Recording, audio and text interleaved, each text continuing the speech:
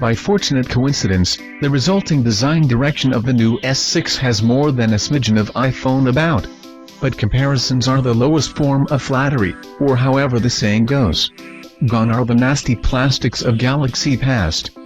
No faux leather finish as with the Note here either. Instead, the S6 has a metal chassis, and glass covering the front and back. The fit and finish makes you want to use words such as chamfer, roundel and drilled, whatever they mean. While the S6 Edge gets a racy green finish to itself, the S6 gets a surfy blue. Both phones alternatively come in charcoal, white and gold. The finish is described by Samsung as jewel-like. Fortunately, it's classier than that sounds. The metal edges are almost imperceptibly darker from the white version to the charcoal version. The glass back in the front screen edges curve slightly into the chassis, and there's a very thin bezel on either side of the 5.1 inches QHD Super AMOLED screen. Yep, no 4K screen, but that was never the most desirable of the S6 rumors anyway.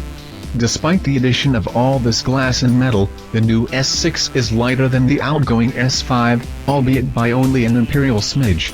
It feels solid and balanced, with a more traditional hand feel than the S6 Edge's sharp sides. The power button is situated in the center of the right-hand side of the phone, above the pin and socket type SIM tray, and the volume controls are high up on the left side. The top has only a wee microphone hole and the IR center. There's much action on the bottom edge, with a headphone socket, micro USB and a newly placed, power-boosted speaker. Samsung say it's 1.5 more louder. It's got a lovely drilling, that speaker, but we dare say that HTC's twin front-mounted boom sound setup will still be the choice of the boomtish social misfit. Of course, the downside to that unibody shell, for Samsung fans, may be that there's no removable back panel, a sacrifice for the new classy build. So no removable battery either, nor the ability to swap out your memory card. It's not like you get a much bigger battery either. Capacity is 2550 mAh, compared to 2600 mAh for the S6 Edge and 2800 mAh for the outgoing S5. But there's wireless charging built in, compatible with an optional Samsung charger and, claimeth they, with the majority of wireless charge points in Starbucks, McDonald's, etc. Its cable charger apparently provides 2 hours of HD video playback for just 10 minutes of charging. The lack of microSD card slot may be an issue for some too. Still, the S6 will come with 32, 64 or 128 GB of memory built in, and it's the newfangled UFS 2.0 Type 2. All the faster to fill it up, a cynical wolf would say, using his sharpest claw to tiddlywink his now redundant microSD collection into the bin. Less doom-laden data hounds might look to a product such as the Leaf Bridge to stay on top of their hoardage and backup needs. The camera lens on the back of the S6 protrudes. Forgivable, if its optical image stabilization and low light-loving f1.9 aperture hold up in real-world testing. The front camera is 5 MP, compared to 16 MP round the back, but it also gets the big eye.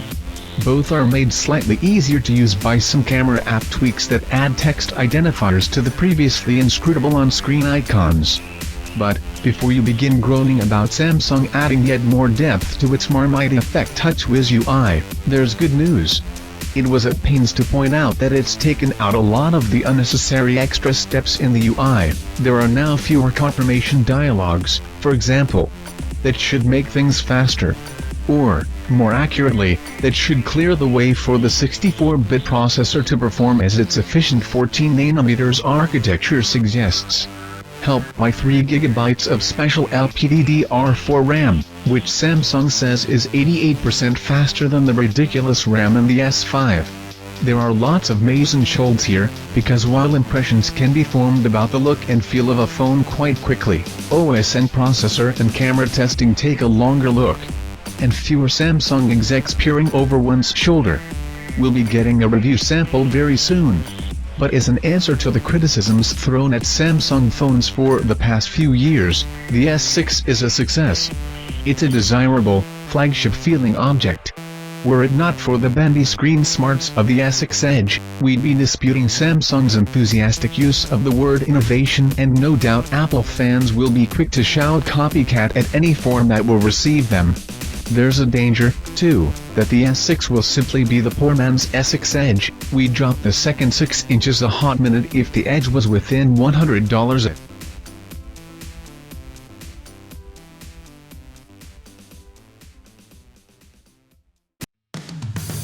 Thanks for watching New Tech channel. Stay tuned, and subscribe for more videos.